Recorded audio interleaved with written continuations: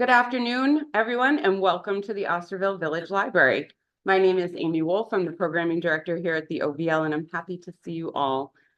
Today, we are exploring the evolving art of cellphoneography, where everyday technology meets creative vision. What was once seen as a simple convenience has become a powerful and legitimate medium for artistic expression. With just a phone in hand, photographers today are creating images that are immediate, intimate, and deeply compelling. We're especially honored to be joined by fine art and portrait photographer David Mullen.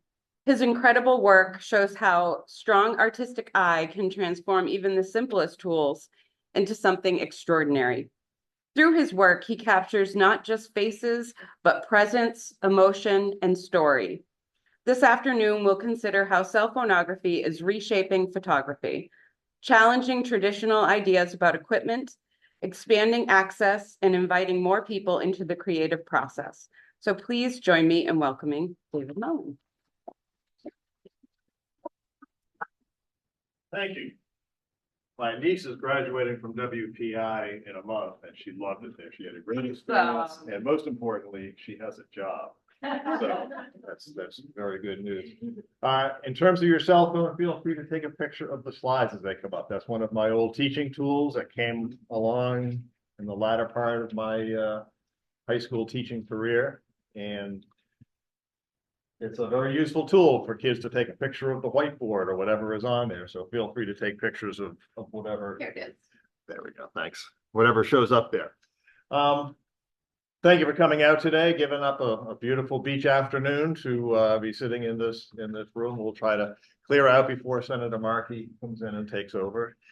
And I guess I am visible on the screen to some extent. So these are the things we're going to cover today. We're not going to cover everything. This is roughly an hour or so that will go on. My alarm will ring so that we don't get the Secret Service ushering us out. But we will talk about photography basics. Some of you may be familiar with those, some not so much. Some common controls in the camera apps.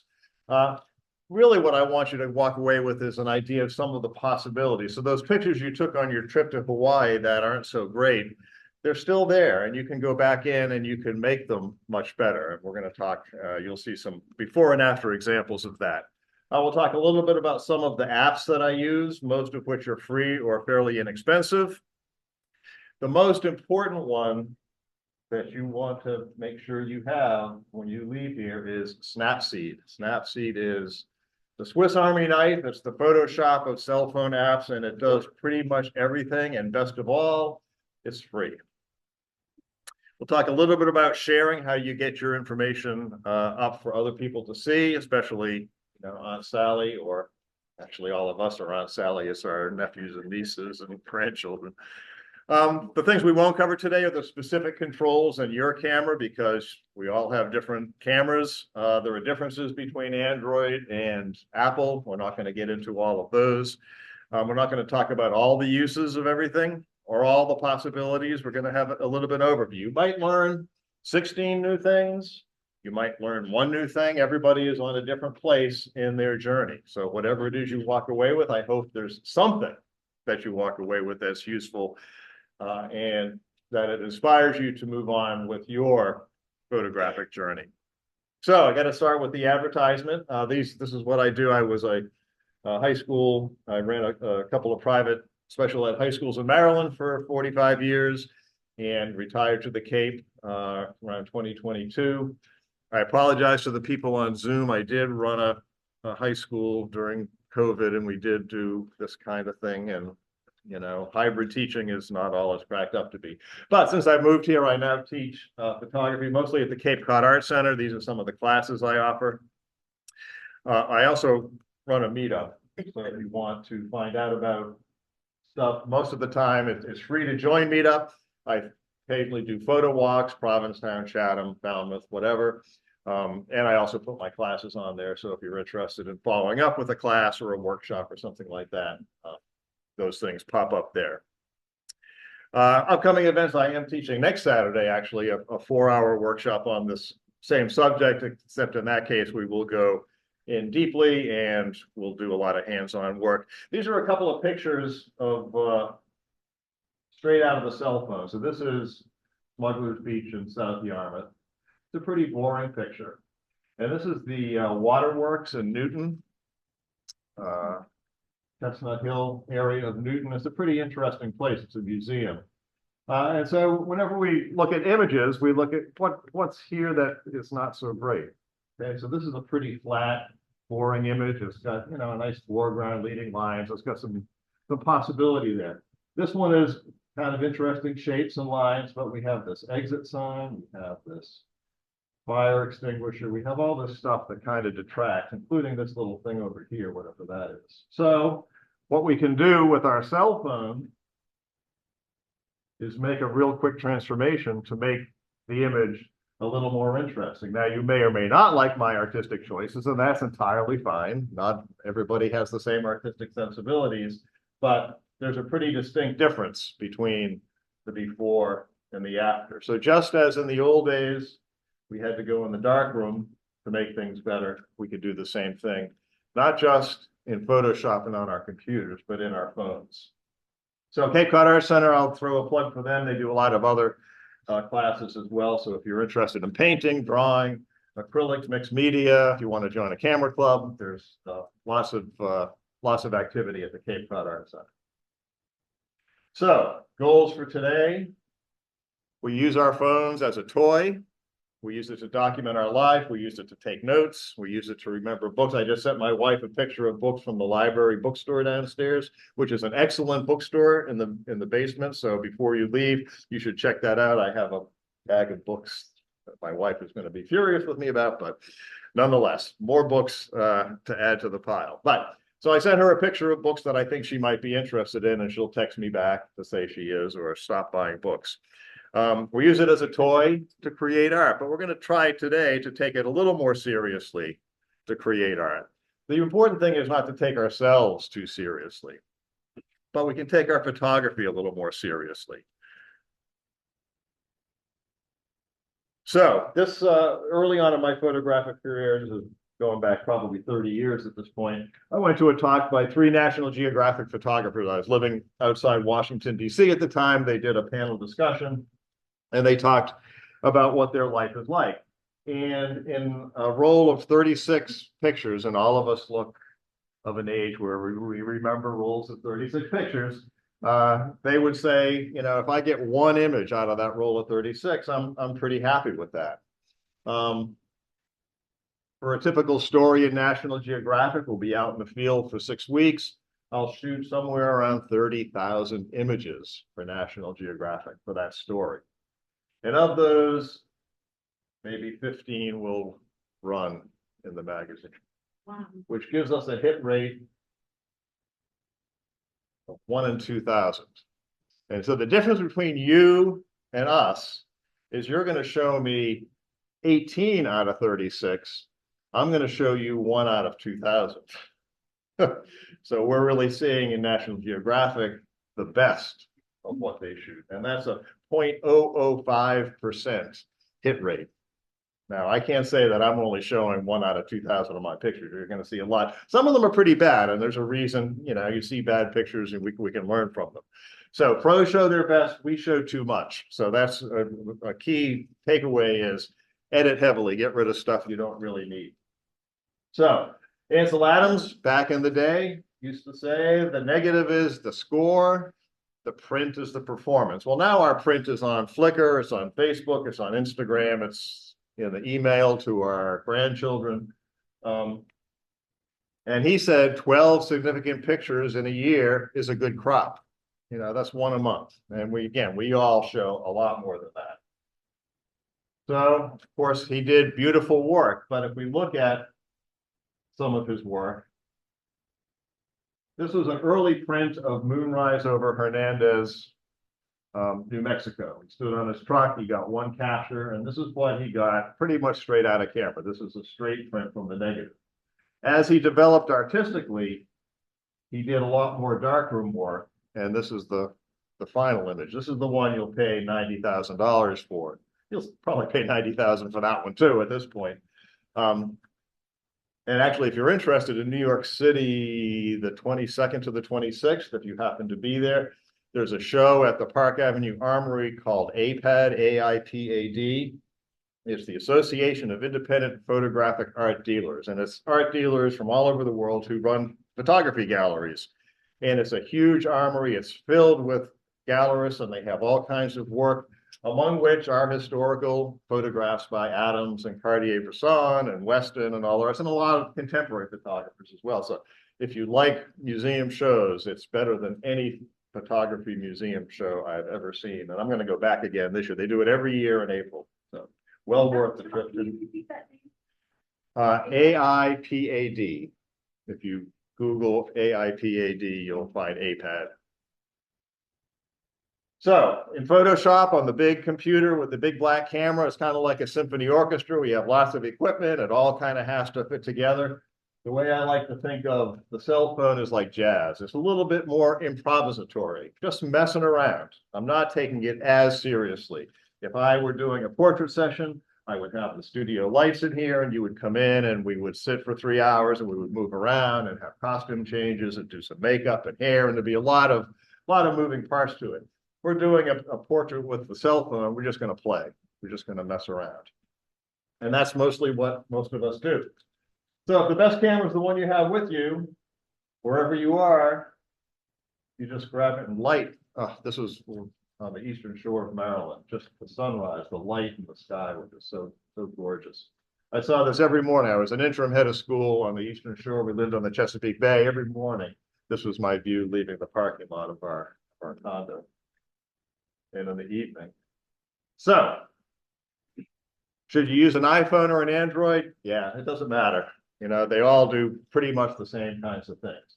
So if the best camera is the one you have with you, we're walking along on Kent Island in the Chesapeake Bay, and there's a turkey tail mushroom. So I take a picture right above the turkey tail mushroom, and then we get into the jazz. The best darkroom is the one you have with you.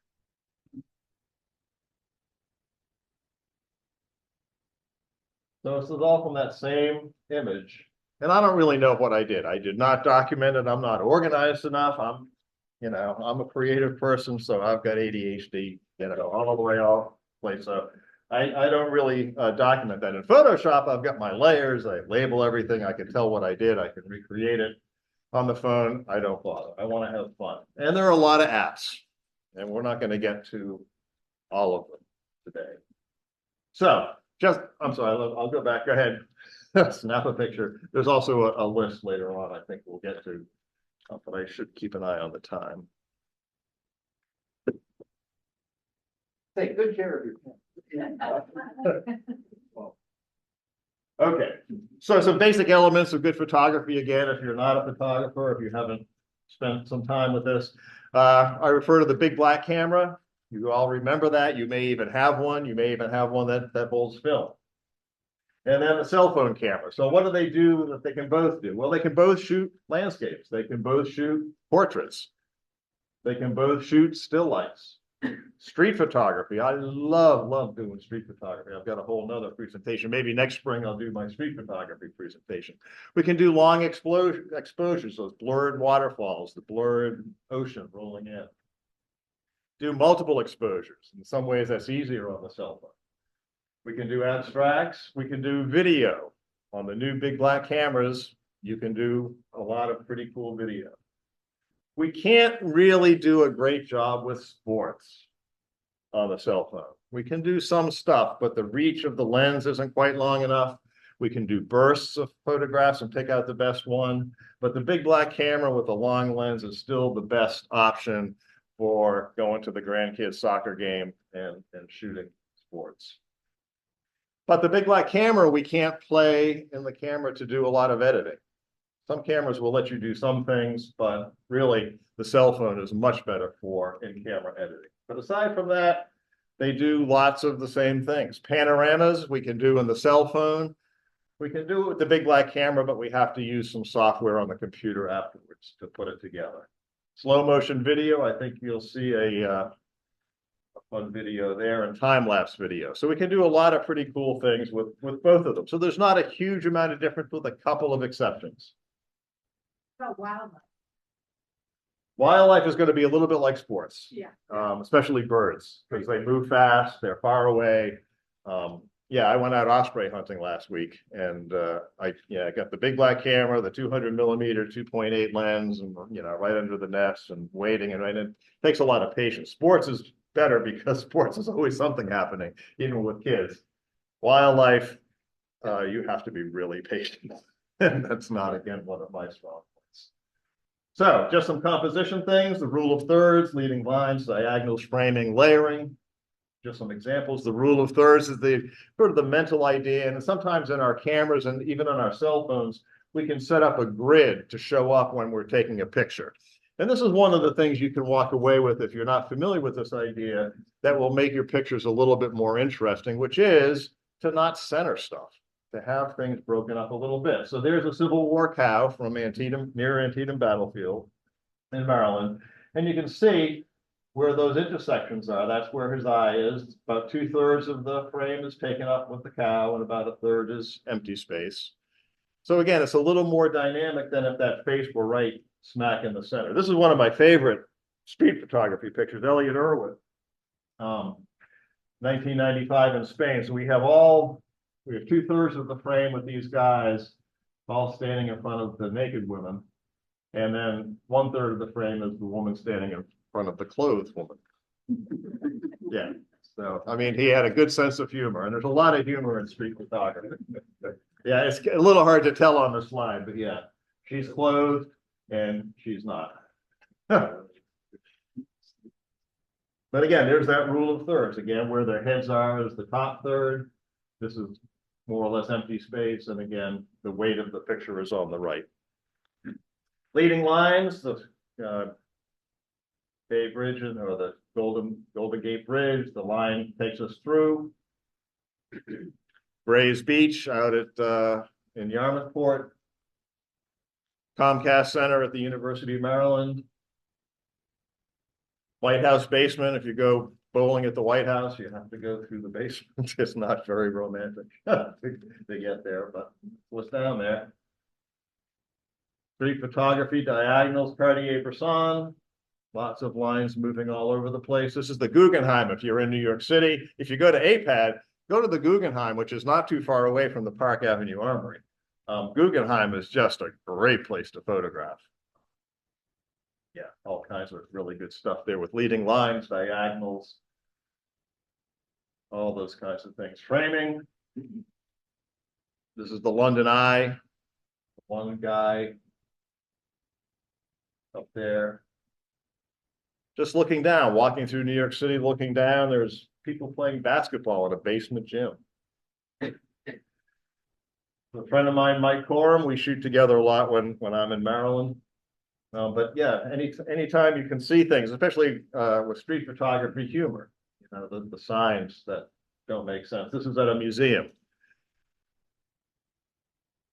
And you have the echo of the painting and the folks in the picture. This is Washington, D.C., obviously, one of mine. So we can try to find some humor, and we can find some political statements as well. And you can take that however you like, but there we have Congress and food trucks, and that's one of the Senate office buildings. So again, we look for those interesting juxtapositions between what's in the foreground and what's in the background. So most images use more than one compositional technique.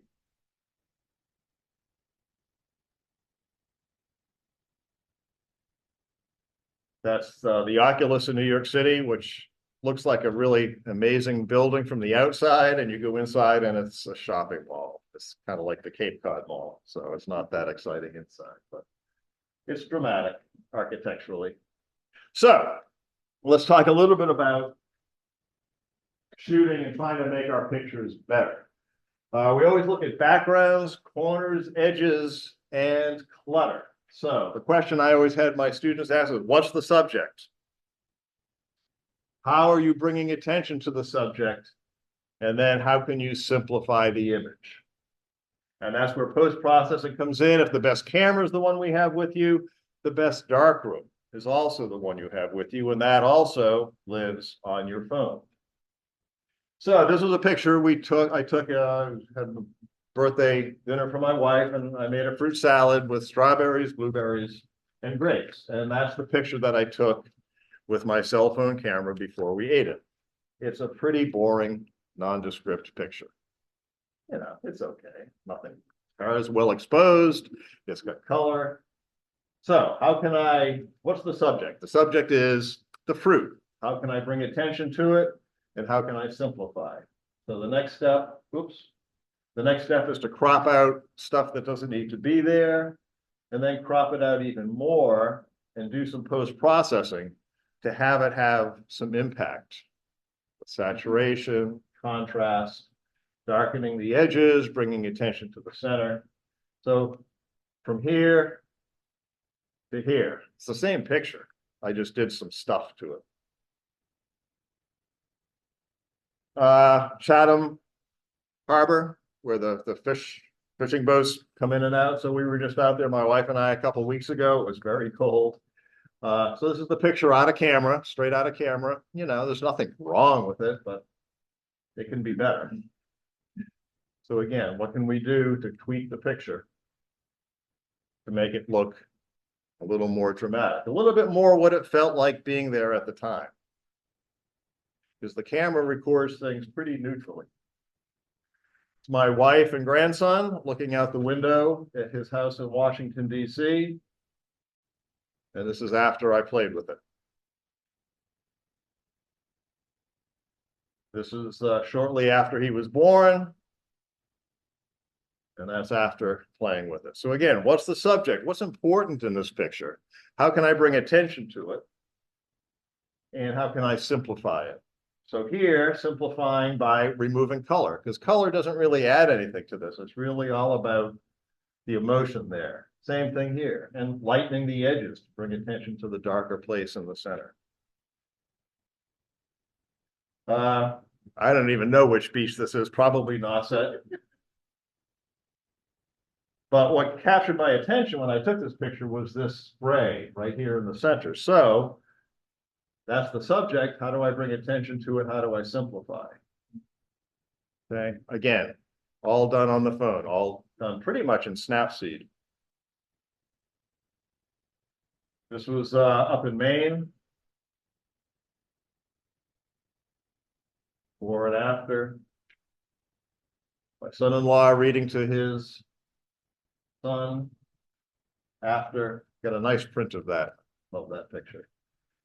So if the best camera is the one you have with you, and the best darkroom is the one you have with you, the best model is the one you have with you, which, much to my wife's chagrin, is sometimes her.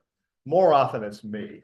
But we were out, she volunteers at the Natural History Museum, so she's out looking for samples of shells and critters and stuff. So I just took a picture of her from kind of far away, and then I played with it to try to make it into art. I don't know if it's art or not, but it's different anyway, and it's a little more interesting. And the most important thing is I had fun doing it. And really, that's why I'm doing this, is to amuse myself and to enjoy myself. Walking along Nauset Beach, the best model is the one I have with you, but the digital darkroom helps. Right? It's kind of what it felt like. It was before the rain came. So I'm going to talk a little bit now about Snapseed, which is an app that if you don't have, you should. It's free on either the App Store or Google Play or whatever you have.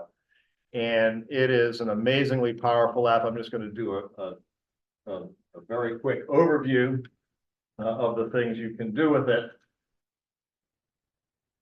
But the opening screen, we have stuff at the top, we have stuff at the bottom. These are all things you can play around with. The stuff at the bottom looks are kind of like automatic filters. They're kind of like Instagram filters. It does everything for you. I never use looks because I want to do it myself. That's where the fun is. It's not putting somebody else's idea in there. Faves or favorites, they pick the favorites. Those aren't my favorites, and I use a lot more than that. So tools is where I always go with Snapseed. Always go to tools. And then up across the top is a little bit blocked by our zoom thing. So let me move that. Yeah, up across the top, we have a bunch more settings. So back usually means you're going back a screen. A little arrow is an undo arrow, layers, forward. 3 dots means something else is happening. And of course, that thing up there means send it out somewhere. So the top of the main screen, and this is one of those things you might want to take a picture of if you're using Snapseed or for future reference. That's kind of the stuff that happens there, but that one in the middle where it says edit stack, that's where the real power of Snapseed is, because you can go in and have stuff happen only to part of the picture. So if you only want the sky to be darker, you can do it with just the sky. So that's really where the key to the kingdom is. A lot of people who use Snapseed aren't familiar with that edit stack, but there's a lot of power there.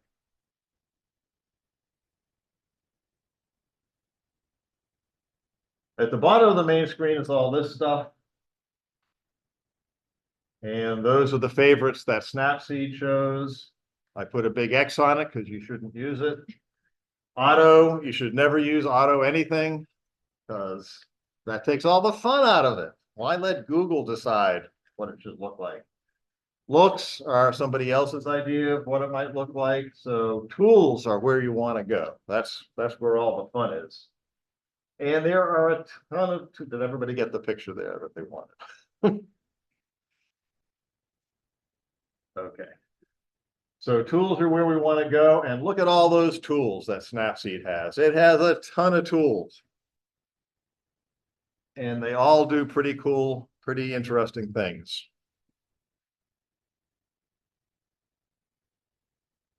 So when you hit tools, you get that big screen. And we would do some hands-on stuff if we had 4 hours instead of 1. But these are all just street portraits, street photography, walking around actually Frederick, Maryland, the weekend before Halloween. And just say, hey, you have a great look. Is it okay if I take your picture? Most people will say, oh, yeah, it's okay. Or they'll say, either way is fine. It's okay. This girl was taking orders at a hamburger restaurant that my friend and I ate at. And she looked great. She's ready for Halloween. She's dressed, you know, anybody who dresses like this wants to be noticed. You don't dress like this and kind of want to be behind the scenes. So I just asked her, you know, can I take your picture? You have a great look. Can I take your picture? And, you know, she's pretty flattered. But if we look at the picture, we see we've got this other person on her shoulder. It's kind of in the way.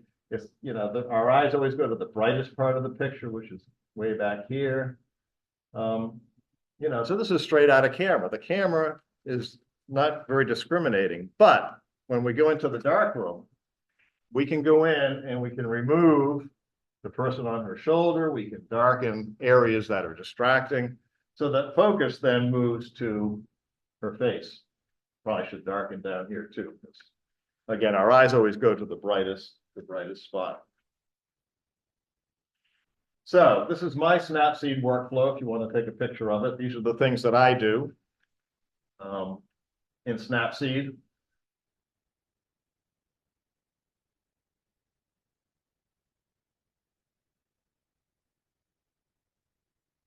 And all those pictures you've seen so far that I've done some stuff with have been touched by at least some of those, if not, certainly not by all of them, but definitely touched by some.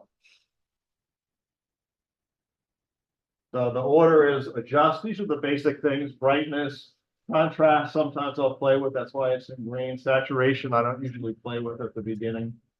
Ambiance, highlight, shadows, warm. And then this is kind of new in the last couple iterations of Snapseed. You can do masking with layers to isolate the effects, or some of these tools have a brush that you can brush the adjustment on there right on the screen, which is pretty cool. Cropping and rotating, you saw the picture of the fruit bowl. I cropped it. I didn't rotate it, but really get rid of stuff. You know, the easiest way to get rid of stuff is not with a healing brush or any kind of tool. Just crop it out if it doesn't suit your needs. The woman, the Halloween girl with the person over her shoulder, that had to be removed differently because I couldn't crop that out without cropping out her shoulder. But cropping and rotating, especially horizons. So this is my story. My friend Norman, he ran another school, and our teams were playing soccer one day. This is probably 15, 20 years ago. And so was taking pictures on the sideline, and he's taking pictures of his school on the sideline. And I sent him some of mine. I said, here's some pictures of our game last week. Feel free to use them however you'd like. And he said, well, no wonder you guys won. My kids had to run uphill because my horizon was crooked. And ever since then, my horizons aren't crooked anymore because I'm always thinking about, I don't want my soccer players to have to run uphill. But you can fix that in post, and you can fix that here with the crop and rotate tool, especially at the beach, because we do our best to get the horizon level. So unless you intentionally want it to be crooked, you can fix that in post. And then we can sharpen things. We can selectively sharpen things. We can make it glow. That girl, the Halloween girl, she kind of had a glow to her. That came from that glow tool. Then we can add some art, make it a little more dramatic and do black and white, all kinds of other things. And I always finish by darkening the corners, and I put a white mat around it. I expand it, I put a frame on it, and then I always export it, save a copy. And this is what the tools look like, and that's kind of the order that I do things in.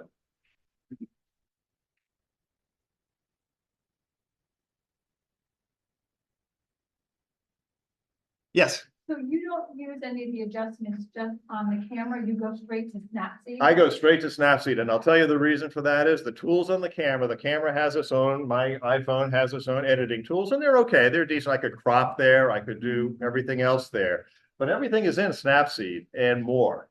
Okay. So if I'm going to spend time messing around, I'm going to do it all in Snapseed. I want to go to one app. I can actually take a picture using the Snapseed camera. One of the options in Snapseed is a camera, and you can hit the camera and you can take a picture with the Snapseed camera. I take a picture with the native camera for lots of different reasons. But yeah, I want to minimize switching apps and having different versions of the same picture. So I do pretty much everything in Snapseed because Snapseed does what the Apple app does, and it'll probably do what most of the Google native apps do, Samsung or whoever. The one caveat is sometimes the remove stuff, the Apple or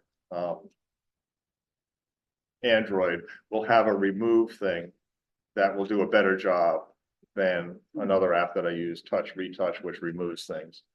But again, part of it is finding your own workflow that works for you and that is easily replicable. I mean, that's my whole thing is, can I go through this every time without having to reinvent the wheel and keep thinking about it all the time? So yeah, I don't want to crop it on the camera. I want to do that when I'm doing everything else.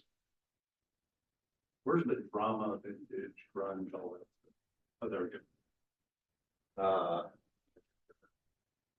Oops, sorry, going too far. There we go. Yeah, so the green ones, the light green ones, I almost always use. The light blue highlighted ones are ones that I kind of like, depending on the picture, that they may have some use. And the yellow are really if the picture calls for it. And a lot of it is responding to what's in the picture, what's in the image. If it's a portrait of a woman, it's going to be very different. The Halloween girl, right? She had a very nice glow to her and looked very soft and fluffy. And then the picture I did of myself looked kind of crunchy and grungy because my skin is much more rugged than her skin. So I'm going to lean into what that image offered me, which was a grungier, crunchier look, because that's who I am at this point in my life. Whereas she is a 20-something woman who's a very beautiful young woman with flawless skin. I'm going to lean into the glow and the sort of what is it that the picture is calling me to do? It's not so much about what I want imposing my will. It's really what is my response to what was in front of my camera. So recipes versus sandboxing. I told you I don't keep track of all the steps I do in an app because I don't. Once I'm done with it with the cell phone, I want to be done. I don't want to mess around. But sandboxing is like playing in a sandbox. Like when we were a kid, you just throw sand up and you see what happens. And that's kind of that jazz, that improvisational piece. So this is the picture of a model I shot a couple of 4 or 5 years ago. Anyway, it was a workshop I was doing, and I had her there, and it was the big black camera with the studio lights and all the rest. But I said, just let me just get a couple snaps with my cell phone, so I can just fool around with it later with some of the apps. So I started playing with just other apps, not all of which I wound up using or buying or even downloading, because I just didn't like them. They were weird. But so you're going to see a lot of bad versions of this picture. She's a beautiful young woman. This picture is okay. With a glitch effect, it's less okay. With an art effect, it's okay. That one I kind of like. So I'm just, I saved that one because I kind of like it. It really got a different look to it. That one I kind of like too. And that one as well. Not so good. Really not so good. And still not so good. Really not so good. I did not keep crystallite. It's kind of creepy. It didn't really work. It's kind of, I'm not sure. That's also creepy. There it is.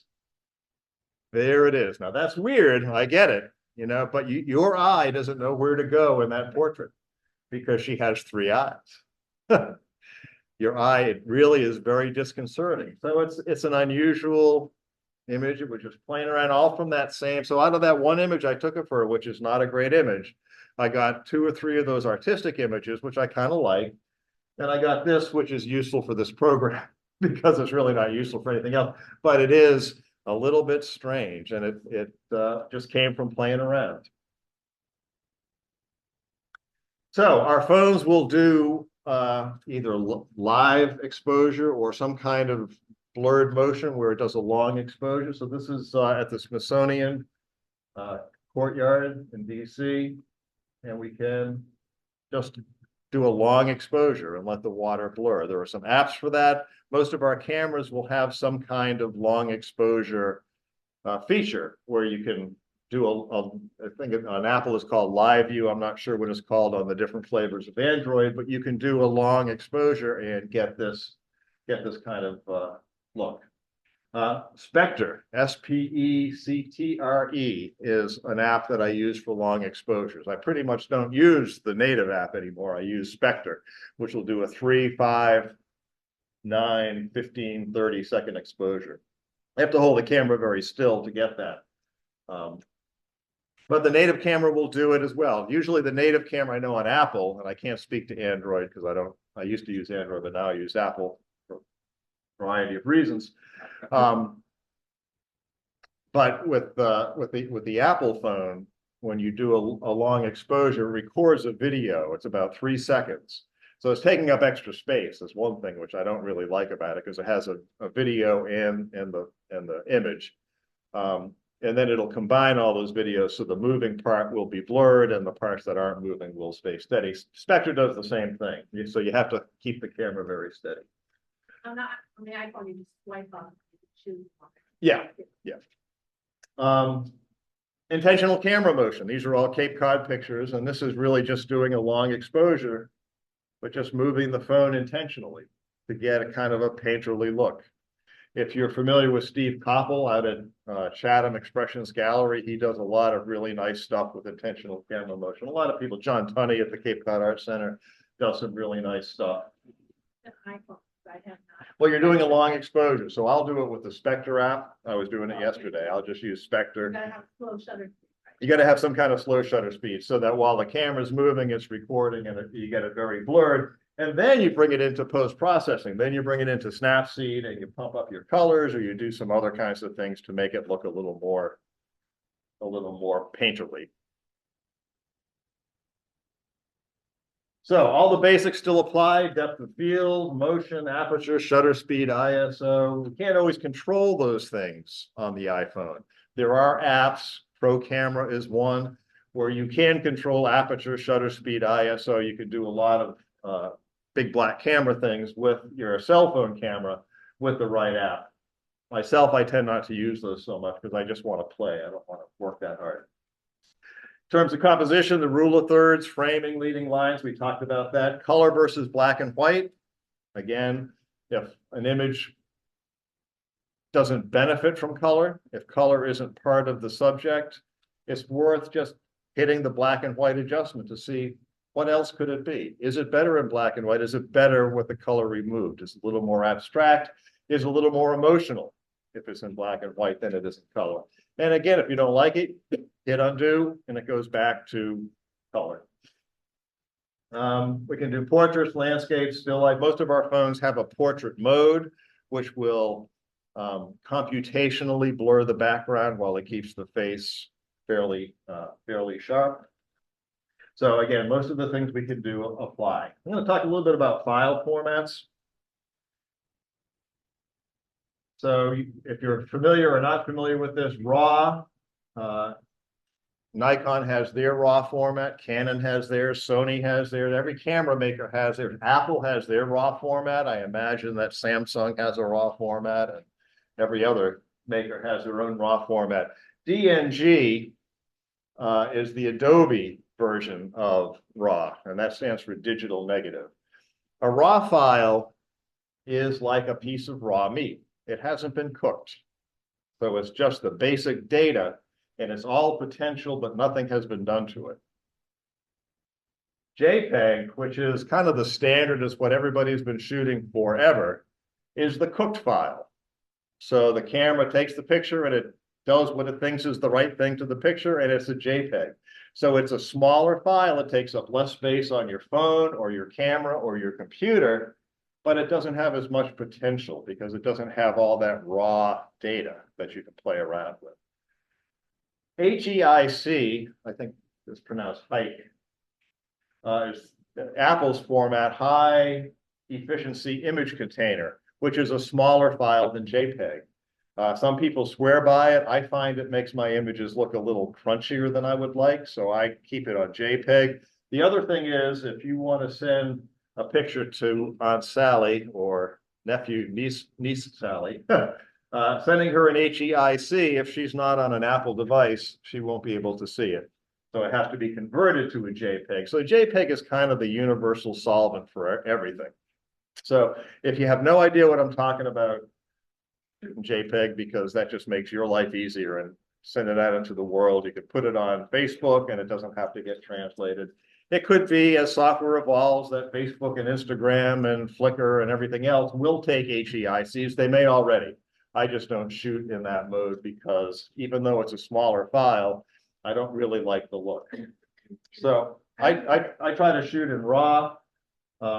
Especially with the big black camera, I always shoot in RAW because I'm always going to work on those on the computer. On the phone, I pretty much always shoot in JPEG. I was gonna say for people who don't know, it's like a photo settings of your camera.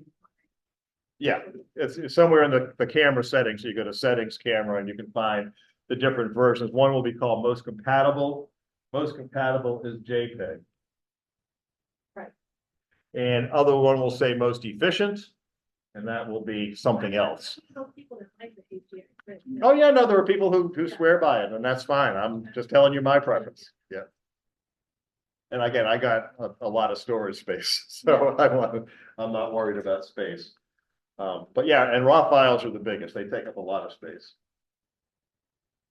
So our camera modes, we can shoot on the photo mode, and this will be true for most Android and iOS. So it's a still photo, or you can shoot a live view or a long exposure photo, which does a 3-second exposure, records that little movie and then combines them. You can shoot a selfie where you turn the camera around and I don't need to tell you how to do a selfie, right? You've all done it. You can do a panorama where you're moving the camera along and it's recording a long view.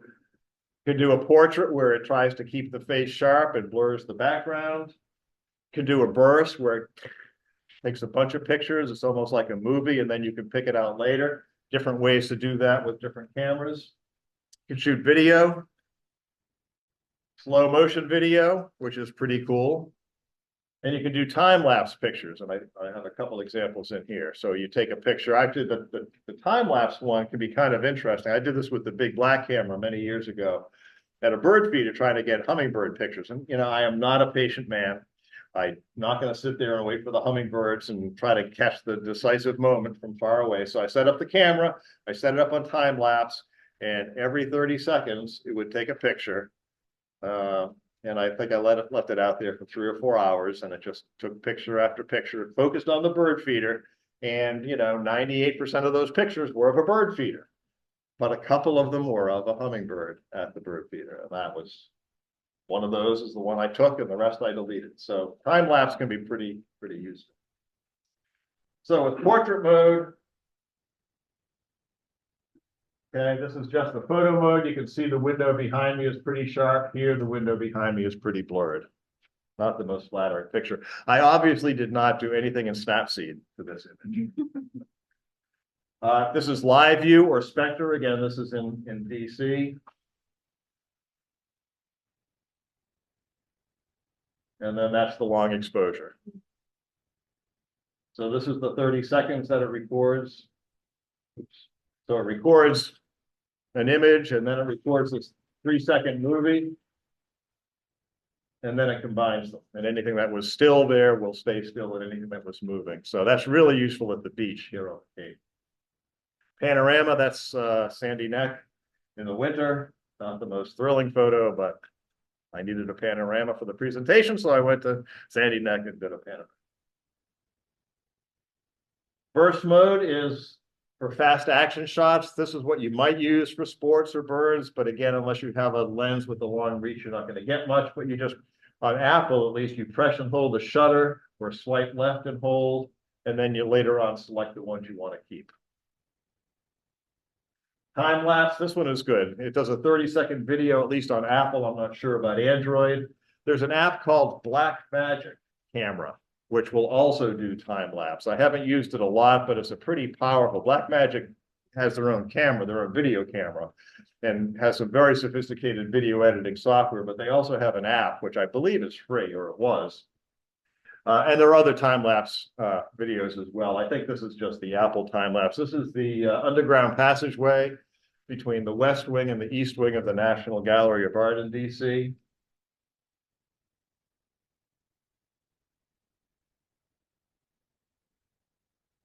Kind of a stupid pet trick, but it's amusing. Just know you can do it. Slow motion, this is my favorite one. You all have this in your backyard somewhere.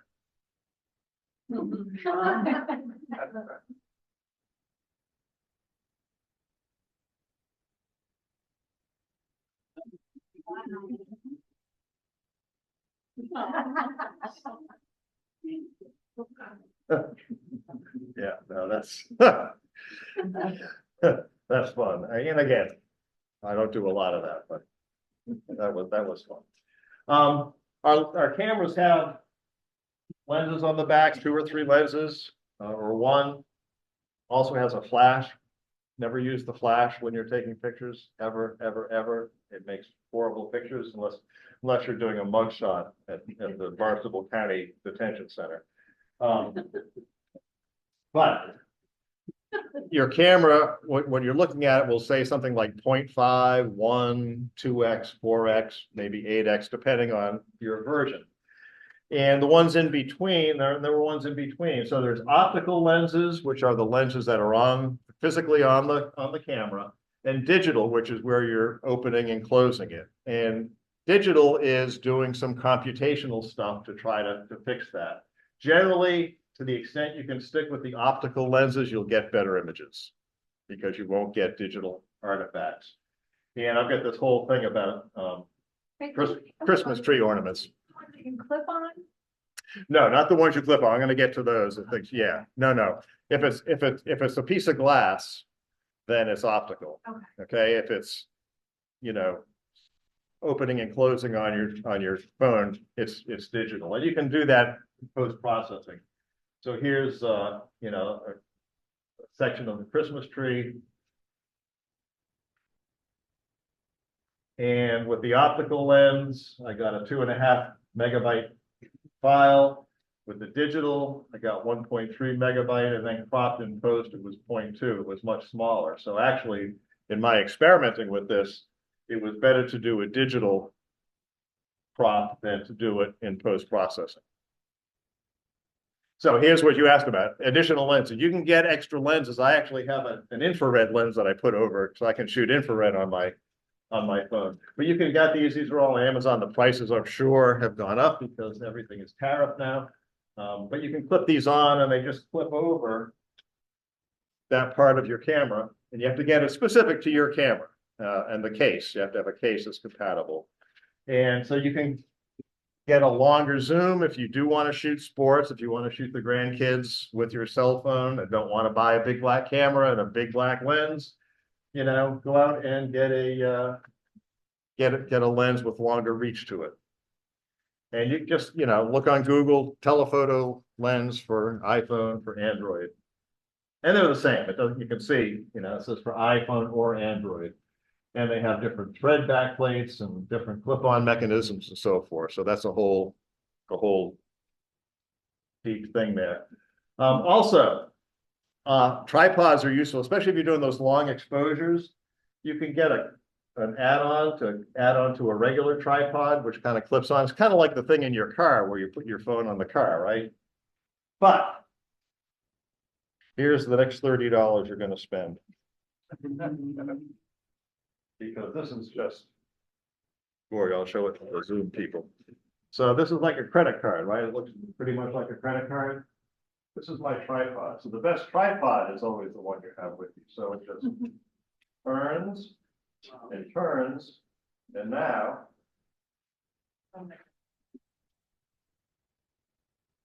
my phone can sit there. Called Pocket Tripod. I think it's pockettripod.com. And then when I'm done, I just fold it. It's back to a credit card, back in my wallet. It's always with me. I have to remember that it's there and to remember to use it, but it is a very cool accoutrement. It's $35. I have no idea what it costs now. It has different size fillers there, so you can fit your phone in depending on what kind of case you have and how big the phone is and so forth. But really useful, especially if you're at the beach and you want to do a long exposure of the ocean, having a tripod of some kind. The other thing you can do, and you don't really need a tripod for this, is you have a table that will keep the camera steady. If you have a wall, that will keep the camera steadier. If you have a light post, lean it against the light post, that will just keep things steadier than your hands, because our hands, especially as we get older, our hands are not as steady as they used to be. So just propping it on something is sort of a improvisational makeshift tripod, keeps things a little bit steadier, especially for long exposures. You don't find the wind, we have so much wind down here, the little tripod that you just showed us that the wind doesn't push that down. Well, if it does, I'll just put my finger on the bottom of it to keep it steady.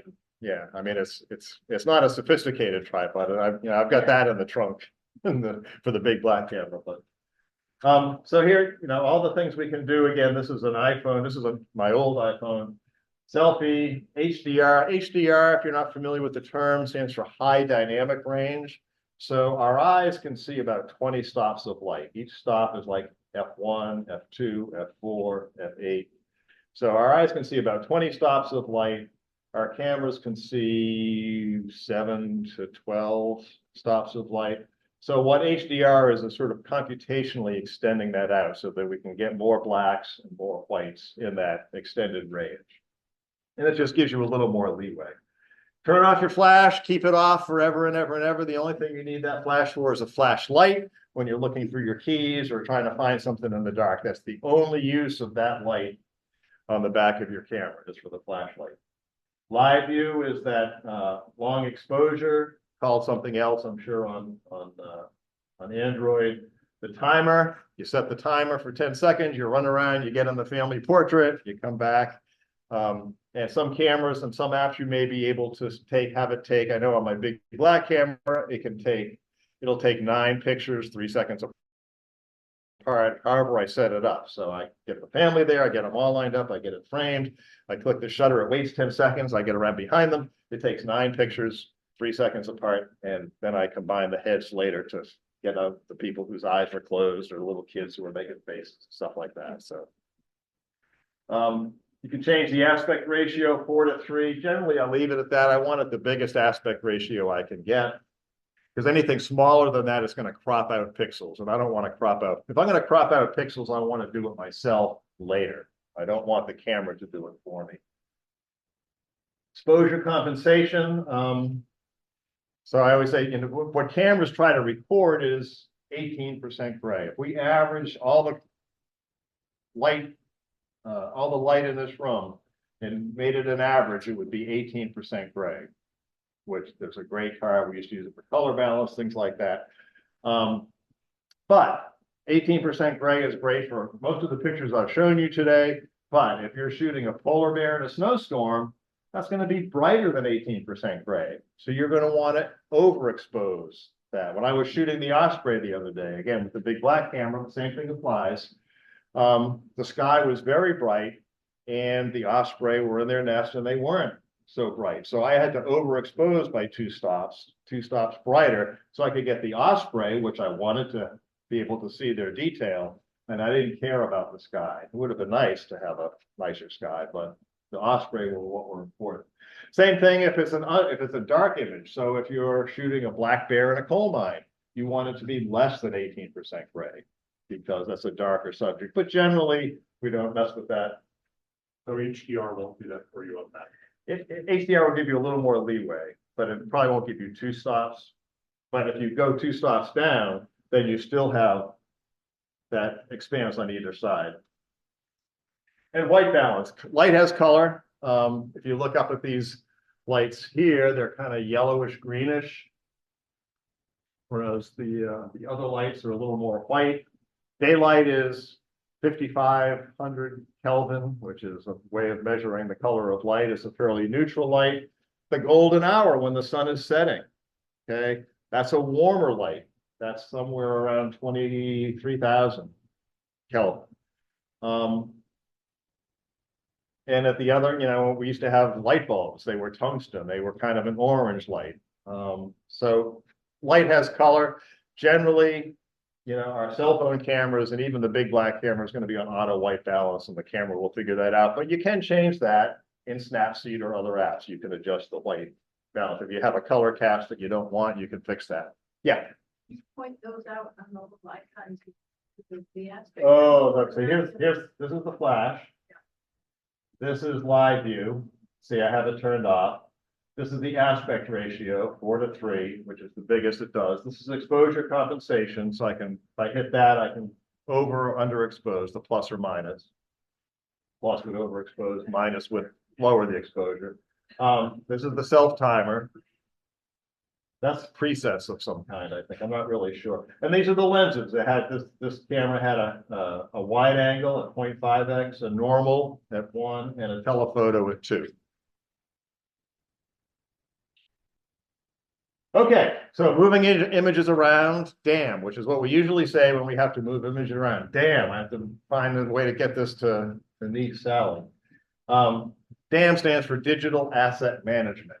So she was talking about all the pictures, you take pictures, how do you manage all these pictures? And I just did a class at the community college about that. That is a whole nother subject.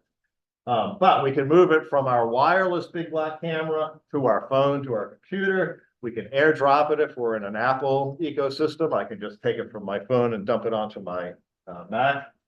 You can use Bluetooth. Google Drive, upload from the phone to Google Drive and then download to the computer, or iCloud or Dropbox or email or Lightroom, sync. So there's a lot of ways to move pictures around. Keeping track of them is a whole different presentation. And that was another hour and a half. Senator Markey would not be pleased. He would come in and say, damn. Okay.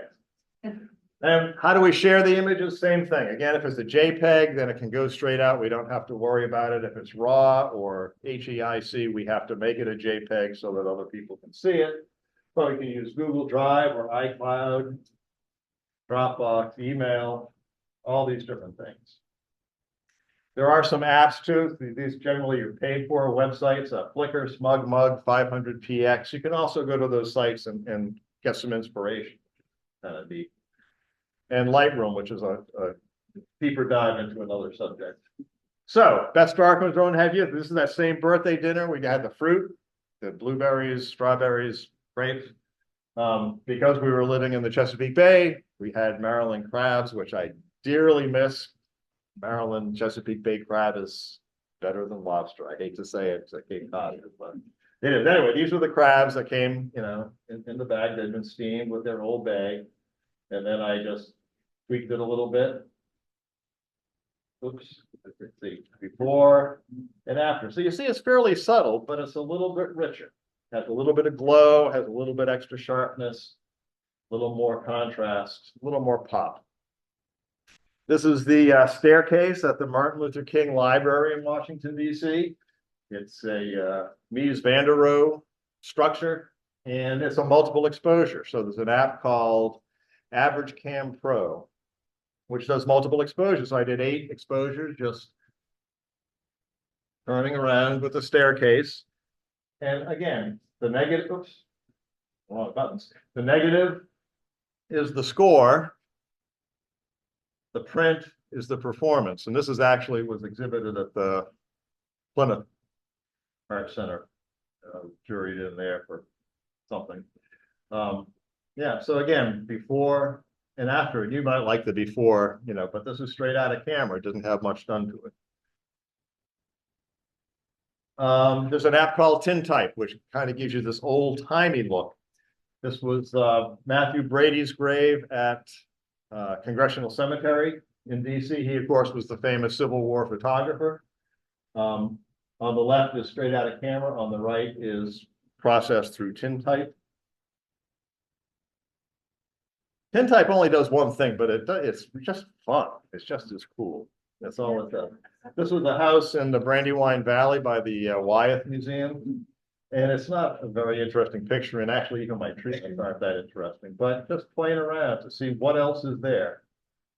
Gary Winogrand, the famous street photographer, I photograph things to see what they look like photographed. And that's kind of how I play around with these things, just to see what they look like. Bottom left is the original, my daughter's dog and another dog looking out the window, and then just playing around with it. This is finally what I wound up. But you can see the dogs are underexposed. There's really no detail there. I had to bring out that detail later. Fortunately, I was shooting in HDR, so I had a little bit of latitude to open up the shadows a little bit and bring out some of the detail. But even with that, you can see there's detail in the trees here, but that's not the important part of the picture. So I don't care if there's nothing up here. That's not important to me. What was important was the look of the dogs. I have a friend who likes to shoot mannequins, so stupid pet tricks. I go, whenever I see mannequins, I take pictures of them, but then what else is there? It becomes almost an illustration.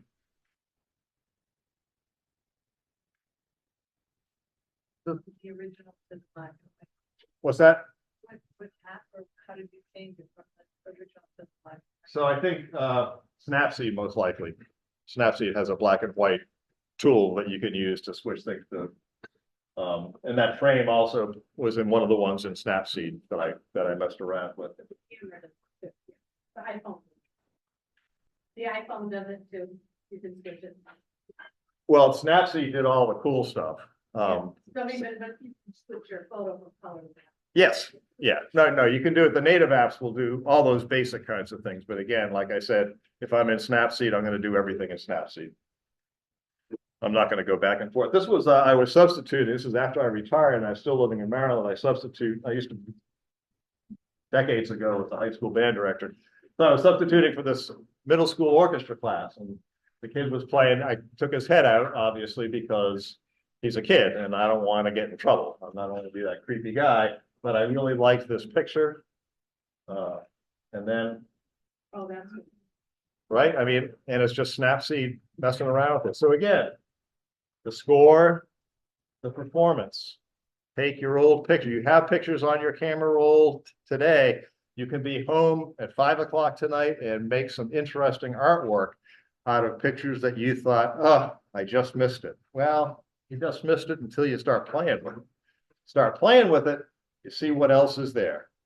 What else is inside that image that I didn't see when I first shot it? This was driving along. So, you know, driving along in New York City, and this was straight out of camera, just kind of a blurry shot.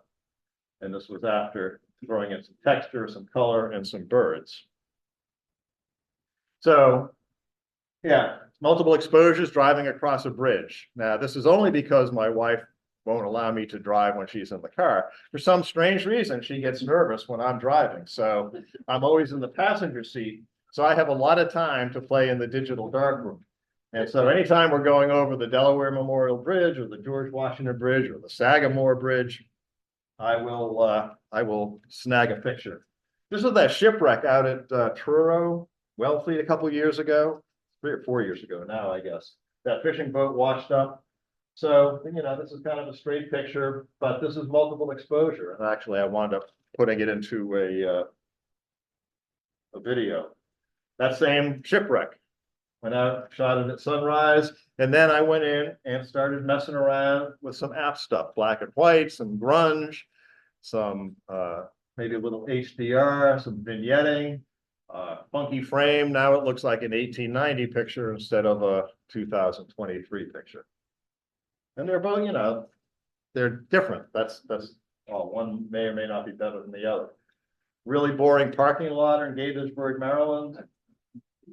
Now it's a slightly less boring parking lot in Gaithersburg, Maryland. National Gallery of Art, again, between the east and west wings. Same picture.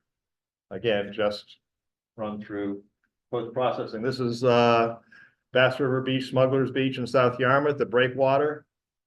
Nice storm. You know, so you play with it to see what else is there. And there's a lot of detail in this sky that the camera is not going to capture, but you can go back and mess around and you can capture it. Same thing with these rocks, not that colorful, not that sharp, not as white.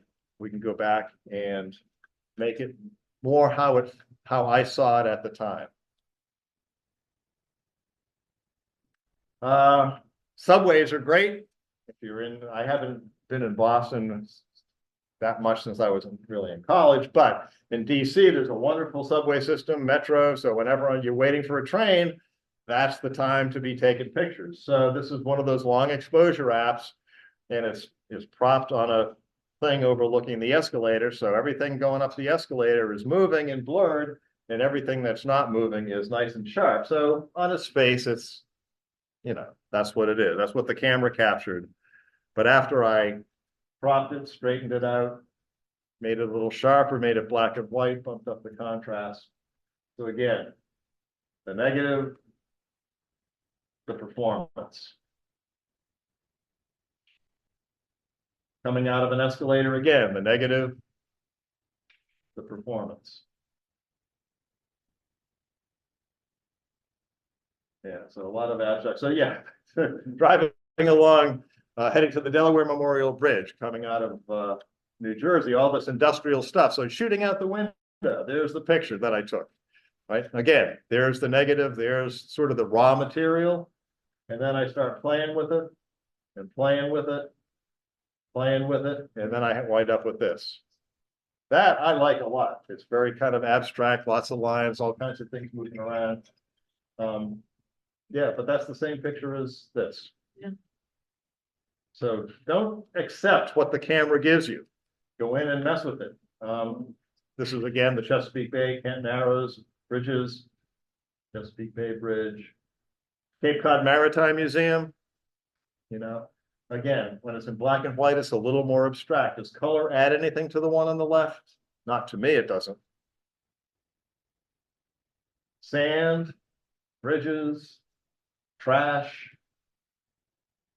Moving birds. This was, any of you familiar with Paul Caponegro, who was a famous black and white mid-century, late 20th century photographer. He just died a couple of years ago. had a beautiful picture of ghost horses, white horses running along a wood line. This was out at Blackwater Wildlife Refuge in Maryland, and the birds were just flying. So it was just a long exposure with the birds moving, and it didn't look like this right out of camera. This is after converted to black and white, pump up the contrast, play around with it. Off on a kayaking trip, straight out of camera, and after I play with it. Again, before, after, what else is there? Panoramas, getting the long range of the beach, but also, oh yeah, that was the view from our condo. That was fun. We liked living there. You could see these storm fronts coming across. This was a stupid trick. I'm trying to see what a panorama would look like of me walking. So I was walking with the pano on, and so you can see my feet on the sidewalk, right? So again, this is jazz. It's improvisational. You see what happens. I mean, I'm not going to hang this on my wall, but I wanted to see what would happen.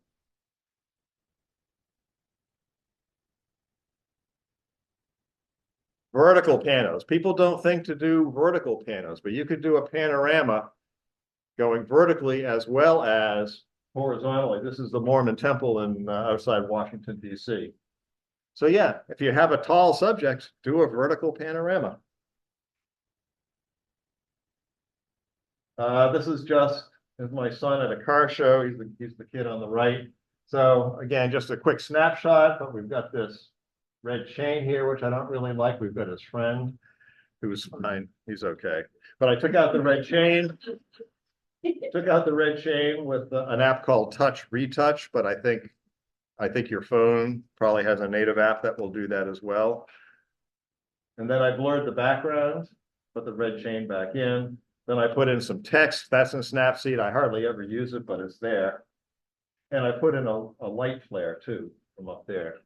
I don't know why, just to see what I could. And then I used a mirror app to duplicate him and get rid of his friend. Raise something that you don't like in with your regular camera app without anything special. Every camera is going to be a little bit different. I use an app called Touch Retouch. Yeah. And that's the one that I use to remove stuff that I want to get rid of. But again, if you know your camera app will do that and you can do it, do that. But Touch Retouch is, I think, available for everything. Oh, and then I made him a star. Shooting on Cape Cod, again, your best camera is the one you have with you. So you get out there and you get down low and you get some interesting pictures. And again, these are all post-processing. They didn't look like this coming out of the camera. Intentional camera motion, just moving the camera while you're shooting. The herring are running. Anytime there's a shipwreck, if you hear about a shipwreck, race out there to the beach. Same thing with stranded whales. But that was such a fun. I went out there 3 or 4 times. Bad weather makes good pictures. My daughter and son-in-law and their dog, we were walking the beach and all of a sudden, okay, I'm getting the signal to wrap up. More, that's another vertical pano. That's a detail from Hyannis Harbor. This is a fish's eye. Again, heavily processed. There's a girl sitting at Snowy Owl Coffee House in Sandwich. And I was just sitting there having my coffee. I looked at this beautiful light on her neck. And so I took her picture. I like the glasses. I like everything about that picture. Marconi Beach, I think. Tintype, that's Hallett Hall in Yarmouth. Cranberry farmers. Yeah. Thatcher Hall. Thatcher Hall, I'm sorry. Yeah, you're right. This was interesting. This is a fountain in Frederick, Maryland. And the water was kind of flowing over. It was very low. And you put your phone underneath the water going over and you get this very painterly look. It's just a picture of a fountain. It's not that interesting a picture, but with the water. Again, look for funny things. Not responsible for accidents at the cemetery. Might wind up there. Outside a motel in New Jersey, I was on a school accreditation visit, and this woman was just sitting. I have a whole series of Hopper Edward Hopper kinds of images. And this is going to be in that series. Kids eating ice cream in Alexandria, Virginia. Again, this is not straight out of camera, that's after processing, but this stuff is. Did you have to get permission to take No, the picture? no. Because the public. No, I couldn't sell that to the ice cream shop for them to advertise Okay. their But their products. certificate is okay. I can sell you a print of this, but I can't let the ice cream place use it. Walmart. Right? Stop and Shop basket. Abstract, Delaware Shore. So let me just go through these quickly. Some AI stuff. There are a lot of AI phone apps that you can have fun with. You can plug your own picture in. Sometimes it gives you an extra mustache or an extra mouth. Sometimes it gives you a beautiful woman. The Artemis just landed. We were at Wallops Island in Virginia, and far away. So the one on the left is straight out of camera. The one on the right is after processing. You saw her. The one on the left is that same model. Again, a lot of AI stuff. Okay, I'm getting the signal to wrap up. We can take it down to the downstairs. Absolutely. Now I'm going to get through this, but you can make magazines of your stuff on MagCloud or Blurb. And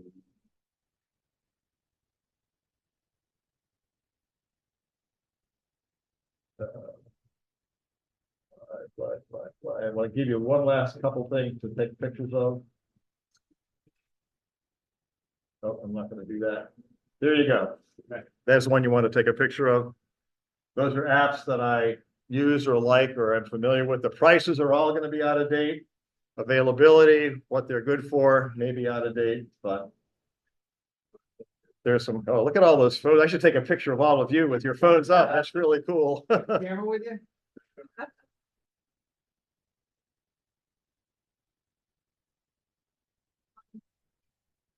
No, I'm good.